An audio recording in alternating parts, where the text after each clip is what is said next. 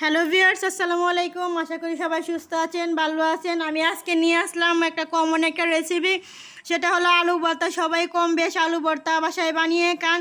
তো ভিউয়ার্স, আমি আজকে বাসায় আলু ভর্তা করেছি, তেমন ভালো লাগছে না কিছু করতে। তো আজকে ভাবলাম শেয়ার করি আপনাদের সাথে এই আলু ভর্তার রেসিপি। শুকনা মরিচগুলো আমি ভালো করে গুঁড়া করে নিলাম। এই পর্যায়ে একটা দিয়ে দিলাম বড় সাইজের পেঁয়াজ কুচি।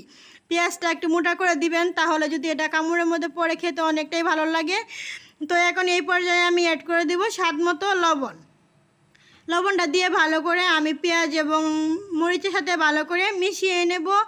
এখন আমি এই পর্যায়ে অ্যাড করে দিব খাঁটি সরিষার তেল। আপনারা অবশ্যই এই সরিষার তেলটা দেওয়ার চেষ্টা করবেন। যদি আলু ভর্তার মধ্যে সরিষার তেলটা দেন তাহলে খেতে অনেকটাই বেশি ভালো লাগে, ফ্লেভারটা অনেক ভালো লাগে। এ পর্যায়ে যদি ধনেপাতা কুচি থাকে অবশ্যই দেওয়ার চেষ্টা করবেন। তো বাসায় ছিল না তাই দেইনি। তো এই পর্যায়ে আমি 2-3 রকমের আলু সেদ্ধ করে নিয়েছি। এখন আমি এটা ভালো করে মশলার সাথে ভালো করে মিশিয়ে নেব মরিচ এবং পেঁয়াজের সঙ্গে। তো দেখতে পাচ্ছেন আমি আলুটাকে ভালো করে চটকে নিলাম। চটকে আমি ভালো করে এটার সাথে ভালো করে মিশিয়ে নেব। তো ভিউয়ার্স, আজকে আমি শর্টকাট রেসিপি আপনাদের সামনে শেয়ার করলাম। তো ভিউয়ার্স, অবশ্যই কমেন্ট করে জানাবেন কার কার আলু ভর্তা ভালো লাগে। তো আজকে তো আমার বাসায় একদমই শর্ট খাবার আলু ভর্তা, শাকভাজি, ডাল। তো আজকে ভাবলাম আলু ভর্তাটাই আপনাদের সাথে শেয়ার করি। তো ভিউয়ার্স, দেখতে পাচ্ছেন আমার আলু ভর্তাটা একদমই হয়ে গেছে।